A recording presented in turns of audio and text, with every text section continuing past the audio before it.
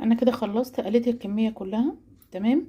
وانا بس الحاجه اللي ما قلتها لكوش اني انا لما باجي اطلع الستريبس بطلعه في مصفى، مش بطلعه على منديل. المنديل بتخليها الفراخ تطرى، لكن المصفى بتخليها بتفضل على قرمشتها، لان هي بتبقى متهويه من كل النواحي، فبتخليها تفضل مقرمشه تمام.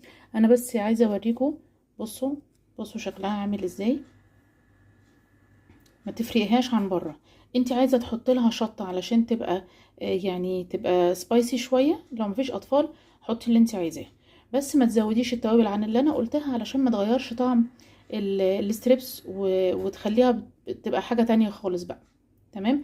الفراخ الحلوه او الستريبس الحلو او حتى الكنتاكي، اي فراخ بره تاكليها زي دي كده، اللي هي البروست، تعرفيها ان هي حلوه منين؟